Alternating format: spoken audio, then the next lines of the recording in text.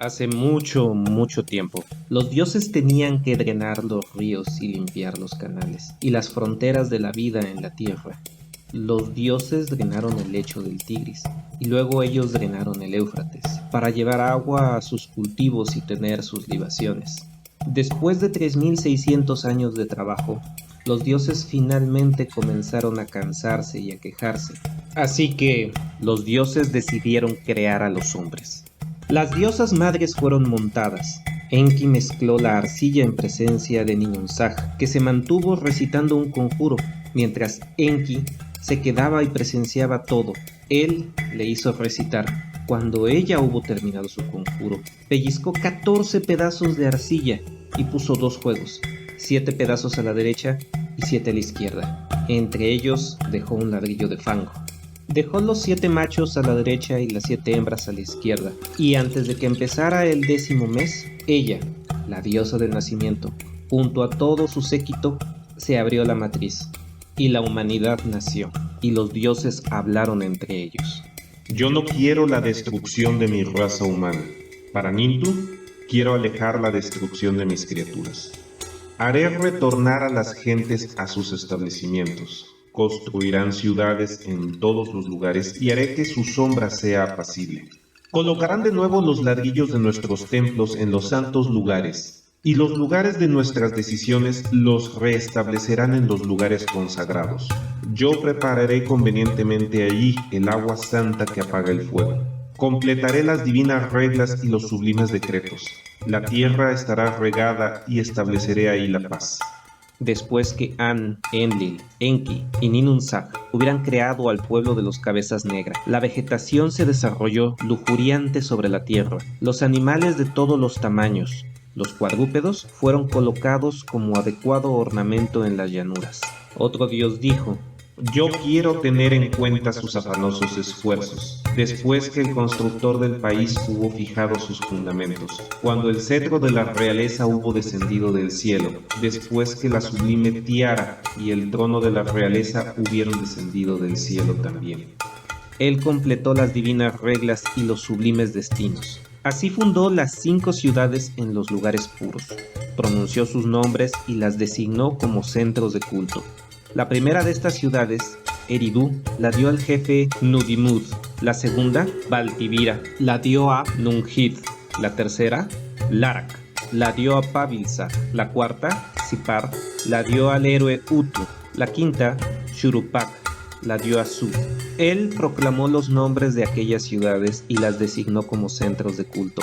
No detuvo el anual diluvio, sino que excavó la tierra y trajo el agua, y estableció la limpieza de los pequeños canales y las zanjas de irrigación. Así llegaba el agua año con año. Pero las ciudades de los hombres proliferaron mucho. El pueblo de los hijos de los hombres es mayor y más numeroso que los dioses, y su ruido constante molesta a los dioses. El país era tan ruidoso como un toro que brama. Los dioses crecían agitados y sin paz, con los disturbios ensordecedores. Enlil también tuvo que escuchar ese ruido. Él se dirigió a los dioses superiores. El ruido de la humanidad se ha hecho demasiado grande. Pierdo el sueño con los disturbios. Doy la orden de que las enfermedades estallen. Y la plaga estalló, pero se apeló al dios Enki para pedir ayuda. Así que él aconsejó a la gente que dejara de rezar a los dioses personales y a los dioses creadores, y comenzaran a rezar y a sacrificar únicamente a Naptar, el dios de la plaga. Naptar, ante tanta atención, se siente avergonzado, así que se lava las manos y se aleja, declarando el fin de las plagas. 1200 años después, la humanidad nuevamente se ha multiplicado, al punto que se violan las ordenanzas de Enlil acerca del ruido. Esta vez Enlil decide enviar una sequía para reducir el número de habitantes. Así que consigue que Adad, el dios de las lluvias y los truenos, se contenga. Y otra vez se apela al dios Enki. Esta vez aconseja adorar únicamente al dios responsable. Adad siente tanta vergüenza que llora y libera su lluvia.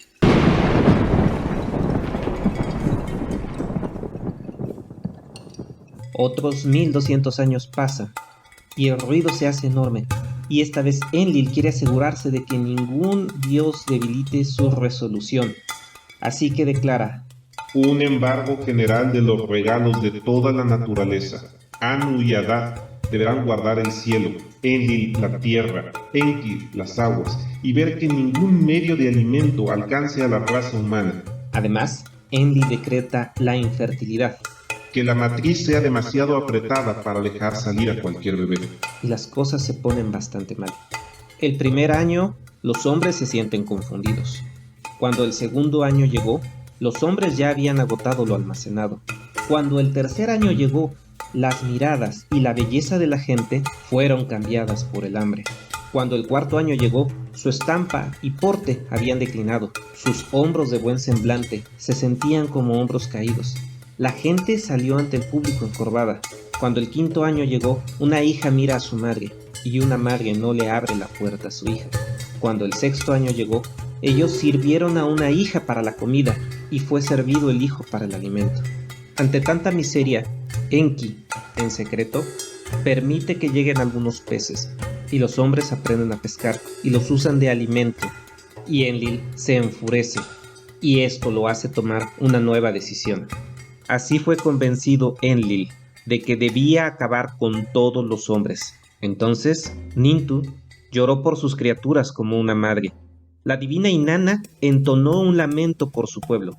Enki tomó consejo de sí mismo, así que An, Enlil, Enki y Ninhursag, los dioses del universo, prestaron juramento por los nombres de An y Enlil. Pero te revelaré una materia oculta. Un secreto de los dioses te diré. Surupak, ciudad que tú conoces, y que está en las riberas del Éufrates situada, esta ciudad era antigua como lo eran los dioses de su interior. Cuando sus corazones impulsaron a los grandes dioses a suscitar el diluvio, estaba Anu, su padre, el valiente Enlil, su consejero, Ninurta, su asistente, Ennuge, su irrigador, Niningikuta Ea, también presente estaba con ellos. Sus palabras repiten a la choza de cañas. Choza de cañas, choza de cañas, pared, pared, choza de cañas.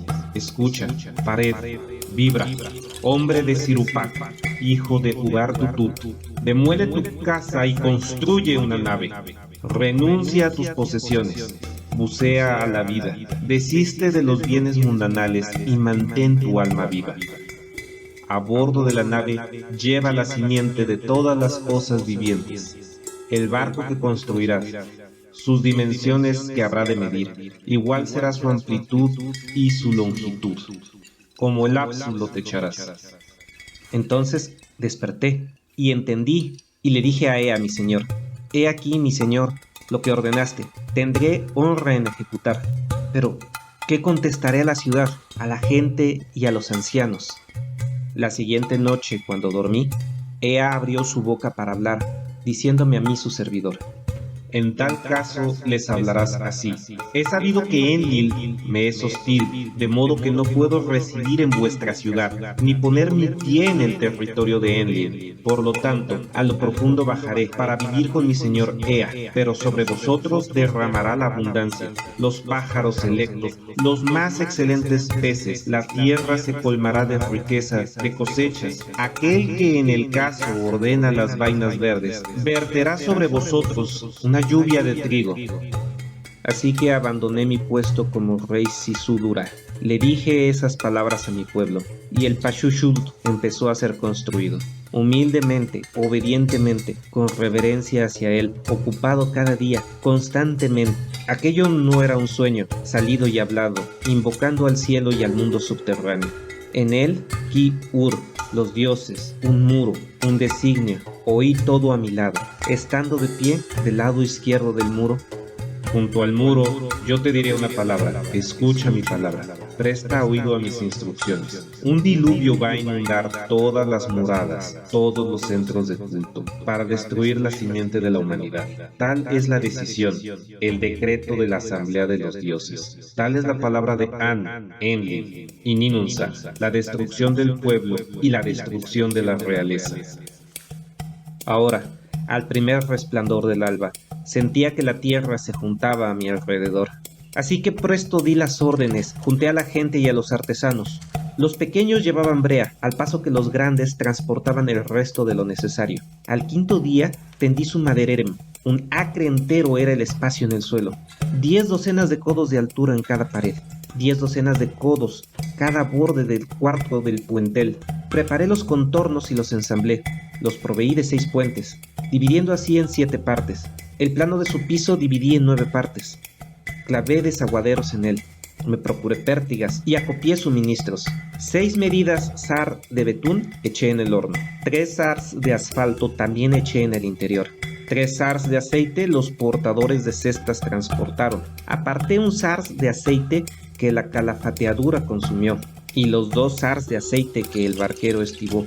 Bueyes maté para la gente, y sacrifiqué ovejas cada día. Mosto, vino rojo, aceite y vino blanco. Di a los trabajadores para beber, como si fuera agua del río, para que celebrasen como el día del año nuevo. Abrí ungüento aplicándolo a mi mano. Al 7º día, el barco estuvo completo. La botadura fue ardua, hasta el punto que hubieron de cambiar las planchas de encima y de debajo, hasta que 2/3 de la estructura entraron en el agua. Cuanto tenía cargué en él, cuanta plata tenía cargué en él, cuanto oro tenía cargué en él, cuantos seres vivos tenía cargué en él. Toda mi familia y parentela hice subir al barco, las bestias de los campos, las salvajes criaturas de los campos, todos los artesanos hice subir a bordo. Shamash me había fijado el tiempo. Cuando aquel que ordena la iniquidad nocturna envió una lluvia de tizón. Sube a bordo y clava la entrada. Aquel tiempo señalado llegó. Aquel que ordena la iniquidad nocturna envió una lluvia negra.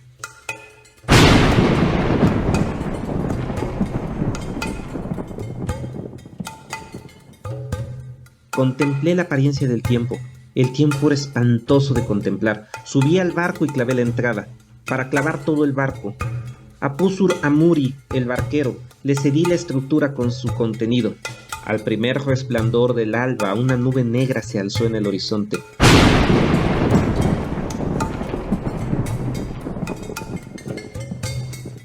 En su interior, Hadad truena, mientras Sulat y Hanis van delante, moviéndose como heraldos sobre la colina y el llano. Erragal arrancaba los postes y los árboles. Avanzaba Mnurta, haciendo que los diques la siguieran. Todas las tempestades y los vientos se desencadenaron. En un mismo instante, el diluvio invadió todos los centros de culto. Los Anunnaki levantaron las antorchas.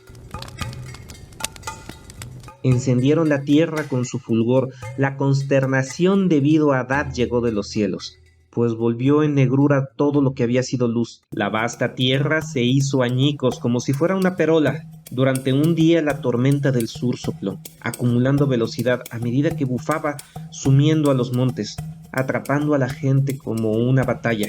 Nadie ve a su prójimo. No puede reconocerse la gente desde el cielo. Los dioses se aterraron del diluvio y retrocedieron, ascendieron al cielo de Anul. Los mismos dioses se agazaparon como perros, acurrucados contra el muro exterior. Ishtar gritó como una mujer en sus dolores. La señora de dulce voz gime, mientras dijo: Los días antiguos se han trocado. Ay de mí, todos los hombres se trocaron en arcilla, porque hablé maldad en la asamblea de los dioses. ¿Cómo pude hablar maldad en la asamblea de los dioses, ordenando batalla para destrucción de mi gente, cuando yo misma di a luz a mi pueblo, como el desove de los peces en el mar? Los dioses Anunnaki lloraron con ella. Los dioses humildemente están sentados y lloran, con los labios apretados unos y otros.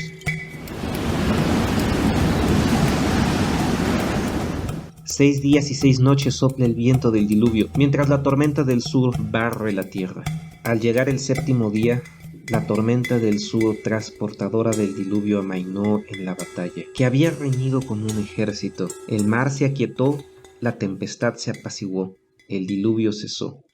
Contemplé el tiempo, la calma se había establecido, y toda la humanidad se había vuelto arcilla. El paisaje era llano, como un tejado chato. Después que el diluvio hubo barrido la tierra durante 7 días y 7 noches, y la enorme barca hubo sido bamboleada sobre las vastas aguas por las tempestades, Utu, el sol, salió iluminando el cielo y la tierra. Abrí entonces una escotilla de mi enorme barca, y la luz hirió mi rostro. Inclinándome muy bajo, me senté y lloré. deslizándose las lágrimas por mi cara. Y Utu hizo penetrar sus rayos dentro de la gigantesca barca. Miré en busca de la línea del litoral en la extensión del mar. En cada una de las 14 regiones del mundo emergía una comarca montañosa.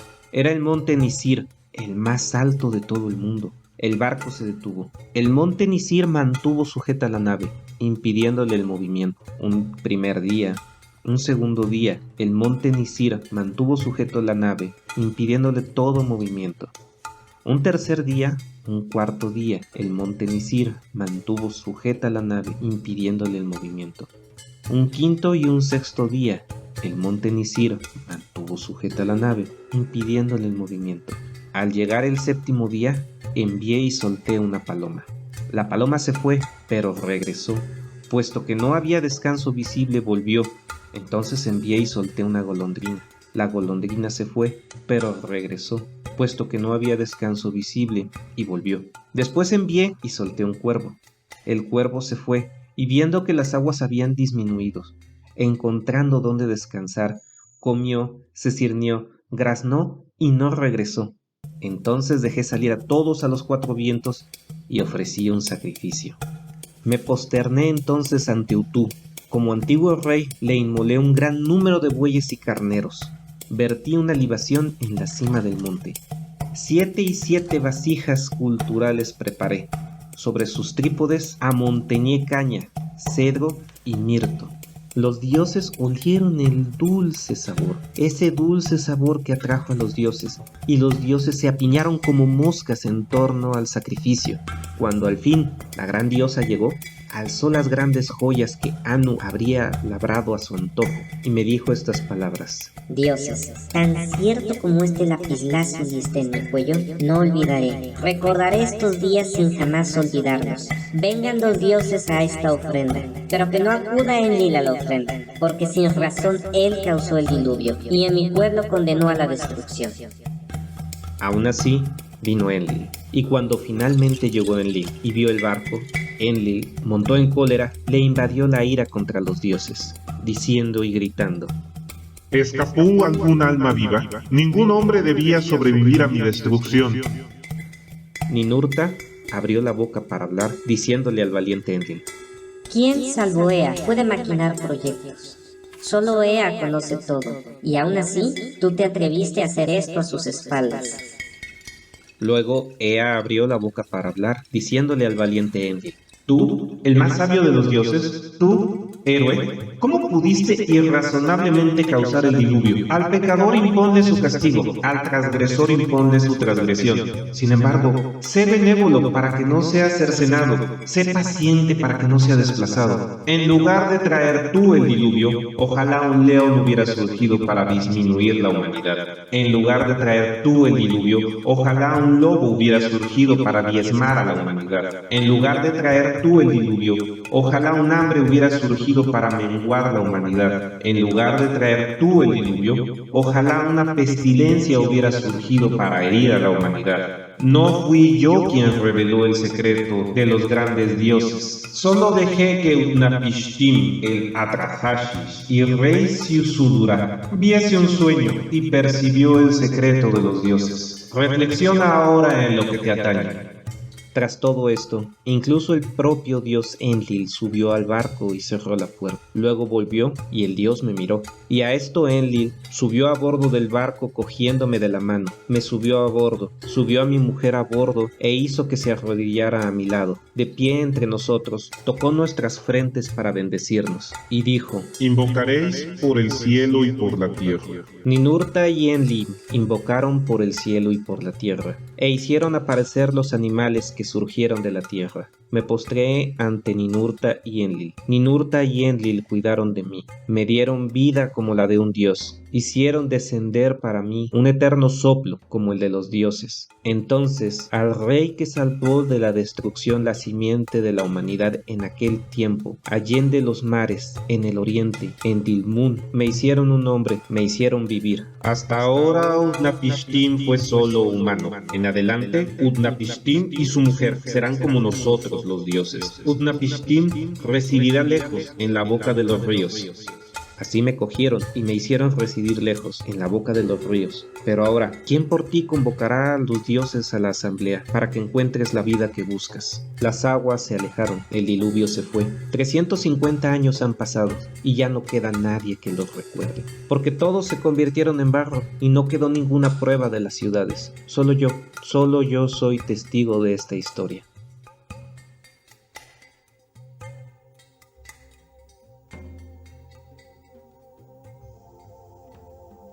Hola gente, ¿les ha gustado esta ficción? Esta es una adaptación que combina 3 mitologías de Mesopotamia. En primer lugar, la historia de Utnapishtim, de los babilonios, que se encuentra registrada en una de las tablillas de la epopeya de Gilgamesh, que es paralela a la historia del rey Sisudura de los sumerios, que es el protagonista del poema que lleva ese mismo nombre, y que había empezado en una etapa o escena que es anterior al tiempo en que los hombres fuesen pensados y creados por los dioses, ya que originalmente los dioses menores tenían que hacer trabajos mundanos como drenar los canales, cavar las zanjas y hacer todo el trabajo pesado. En esa versión el Tigris y el Éufrates son canales que los dioses usaban para irrigar sus cultivos personales. Y finalmente el Atrahasis, que es el nombre de un manuscrito firmado en el que un personaje del mismo tiempo con el mismo nombre, que posiblemente reinó entre el año 1646 y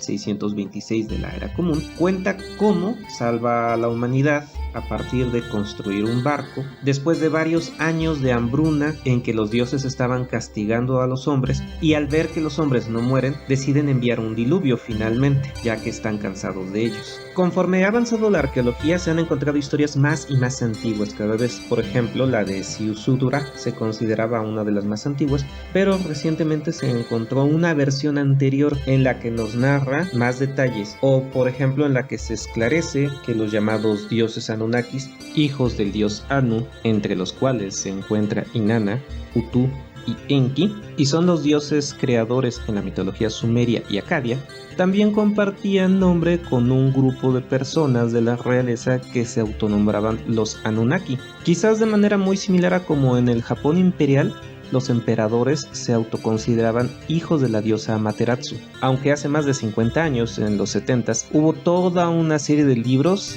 de pseudoarqueología en donde decía que los Anunnaki, si eran dioses y al mismo tiempo eran hombres que caminaban entre nosotros, la única explicación posible es que eran extraterrestres.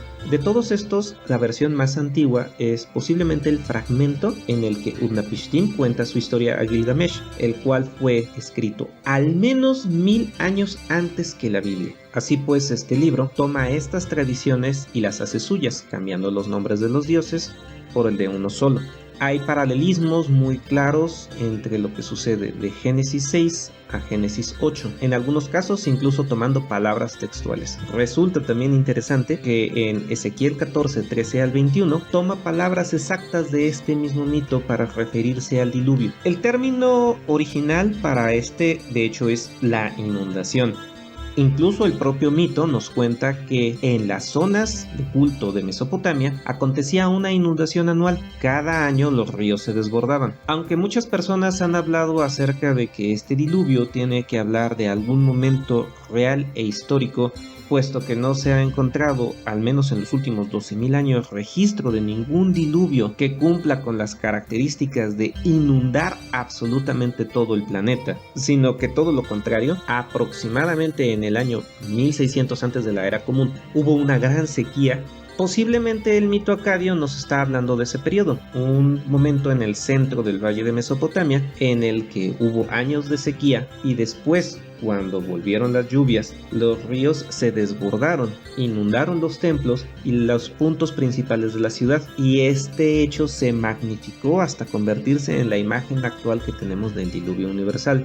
Aunque en último caso si fue un hecho histórico o no, no tiene ninguna relevancia. Aquí el mito nos habla de un momento en el que los hombres y los dioses hacen un nuevo pacto, un nuevo comienzo, incluso tal como lo dicen, celebran como si fuera año nuevo. Es decir, está representando un nuevo día, un nuevo año, una nueva época, un nuevo comienzo. Y la historia ha sido tan famosa que muchos autores en la cultura popular la han utilizado para crear sus propias historias. Por ejemplo, en la historieta argentina Gilgamesh el Inmortal de Lucho Olvera, se plantea la idea de que Unapishtim era un extraterrestre que había varado en el planeta Tierra por accidente y con ayuda del rey sumerio pudo reconstruir su nave y poder escapar, pero en consecuencia hubo una gran inundación. A cambio le da la vida eterna y la capacidad de poder viajar por el espacio y de volver. Eso tiene una cierta semblanza en la historia del cómic con la historia original, tomándose bastantes libertades creativas. En el manga Dark Ark del autor de novelas gráficas Cullen Bunn, plantea la idea de que no había un arca, sino dos. En una habían entrado todos los animales naturales que conocemos y en el otro todos los animales fantásticos como las quimeras, los unicornios, los dragones, incluso los duendes. En el libro para primaria No era el único Noé, de la autora Magolo Cárdenas, se presenta a un héroe llamado Itzá, que construye un barco en el que guarda a todos los animales regionales para poder salvarlos ante una inundación, y en un momento dado se encuentra en el camino con otros 3 barcos, uno que venía desde las regiones del norte, donde solo había hielo y animales completamente diferentes y blancos, uno que venía de Medio Oriente con los animales de esa región, y uno que había llegado desde el extremo sur con animales de la jungla. Tienen sus pláticas, sus intercambios y después cada uno va por su propio rumbo. Es una manera en la que tratan de darle un sentido multicultural a esta antigua historia. La explicación más ingeniosa que se ha dado hasta la fecha de por qué no se ha encontrado en ningún lugar ni una sola evidencia del Arca de Noé la presenta Wolfgang Urch, escritor y director de la película de dibujos animados Polizones en el Arca, en la que se nos presenta a un pequeño gusano barrenador que está sobre una madera en la cima de una montaña y nos cuenta la historia de sus antepasados, una pareja de gusanos que vivían en el árbol que eligió Noé para empezar a construir el arca el día que estaba discutiendo con Dios acerca de cómo hacerlo. Ellos se escondieron, no habían sido parte de las criaturas elegidas para subir, pasan muchas desventuras y mientras todos los animales salen al mundo, esta pareja de gusanos se queda y empiezan a comer del arca. Así que entre más años pasen, más tiempo corra, más generaciones sigan habitando en ese pedazo de madera, más gusanos van comiendo el arca hasta que simple y sencillamente no quede nada y ninguna evidencia que puedan encontrar. Aquí en mi querido México también hubo un mito acerca del diluvio universal, por parte de los toltecas. En esta historia construyen una pirámide tan grande como una montaña y ahí elevan un altar a Tlaloc, el dios de las lluvias, y Quetzalcóatl, el dios del viento.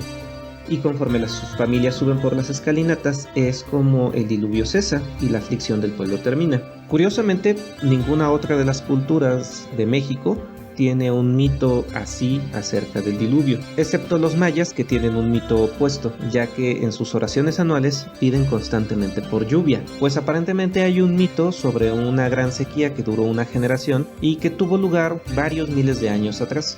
De manera similar en Mesopotamia no hay otras historias que hablen acerca del diluvio. Lo más cercano es en Egipto, se habla de una inundación anual del río Nilo en el que sube de nivel y se utiliza para irrigar los campos, aunque sí se hace mención de que aproximadamente cada 19 años sube más de lo habitual y cada 360 o 361 años sube aún más. Curiosamente, en Nepal, donde se encuentran los montes Himalayas y las montañas más altas del mundo, no hay ni una sola historia o registro que hable acerca de un diluvio universal o de algo que haya cubierto todos los montes del planeta, pero sí hay bastantes historias acerca de lugares paradisíacos de donde surgen ríos mágicos que son los que alimentan las aguas de todos los mares y los océanos del mundo. Aunque un poco más al sur en la mitología hindú sí aparece un relato similar al del diluvio, en el que el dios Vishnu se manifiesta en su avatar, el dios Matsa, un dios en forma de pez, para advertir al primer hombre, Manu, acerca de una catástrofe que va a llegar, por lo que Manu tiene que recolectar granos de todo el mundo y guardarlos en una embarcación. Solamente de esa manera después habrá vida, cuando él vuelva a sembrar todas las plantas del mundo. En versiones posteriores de la historia también se cuenta que todos los seres vivos fueron preservados en ese barco y que el dios Vishnu guió la embarcación para que pudieran llegar a encontrar terrenos altos, obviamente en las montañas del norte de la India. Los griegos también tienen una historia similar en la que se considera que un pueblo no le mostraba respeto a Zeus, así que decidió enviar un diluvio con truenos y toda la gente que sobrevivió fue en un barco construido en secreto por Deucalión, que estuvo a flote durante 9 días hasta que el agua empezó a descender y esa arca atracó en el monte Parnaso. Quizás la diferencia principal que pueda existir entre el texto que todos nosotros conocemos en Occidente y los textos originales de Mesopotamia es que en uno la inundación dura 40 días, mientras que en el otro dura entre 6 días y 7 noches, dependiendo de la versión. Aunque no hay una explicación para esto hasta la fecha, quiero poner aquí una conjetura, ya que llamarlo teoría sería demasiado. Los primeros babilonios aparentemente medían el tiempo por separación entre luz y oscuridad, es decir, los días y las noches se hace tanta distinción porque son periodos de tiempo diferentes. Una semana, que serían 7 días y 7 noches, están simbolizando en realidad 14 periodos de tiempo diferentes para los babilonios. Y para los hebreos, independientemente de la manera en que miden el tiempo, empezando primero por las noches y después por el día, la manera en que cuentan es utilizando las letras del alfabeto. Así, la letra Mem, que es un simbolismo de la palabra muerte, es la letra número 13 del alfabeto, pero al escribirla simboliza al número 40. Por lo que si una historia antigua consideraba que durante 13 periodos de tiempo había una inundación, al traducirla al hebreo antiguo posiblemente se cambió por un periodo de 40 días.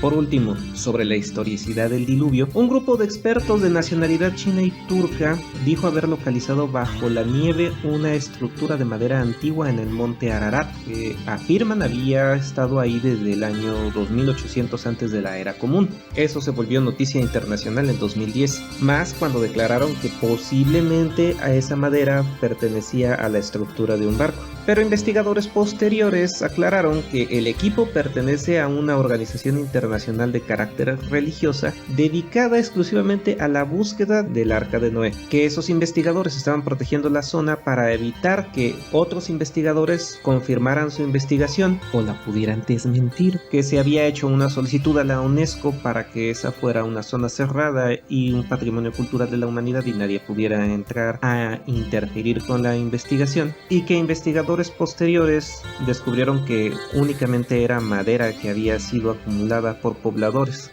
No es la primera vez que trata de localizarse el Arca de Noé de esa manera. En Hong Kong hay muestras de madera petrificada que aseguran que pertenece al Arca de Noé.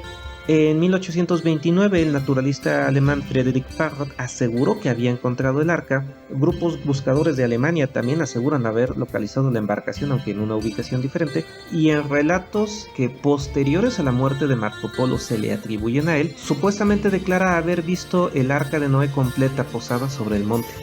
Y el descubrimiento arqueológico más interesante de todos es que en Irak, excavaciones que se hicieron entre 1928 y 1929 al sur de Mesopotamia, los arqueólogos encontraron evidencias de que sí hubo una inundación en 2 ciudades importantes que eran parte del territorio de Ur y Kishir y que servían como lugares de adoración a los dioses y que pasaron por un periodo de inundación de unos días con un par de meses de diferencias. La datación de los hechos dice que fue en los asentamientos aproximadamente en el 2900 antes de la era común, lo que coincide con la época en la que se escribe la historia de Gilgamesh, y posiblemente hubo mucha actividad sísmica o marítima en el Golfo Pérsico, lo que ocasionó que el río Éufrates se desbordara y los templos se inundaron, lo cual se vio como una señal de que los dioses estaban enojados con la humanidad y estaban enviando un castigo.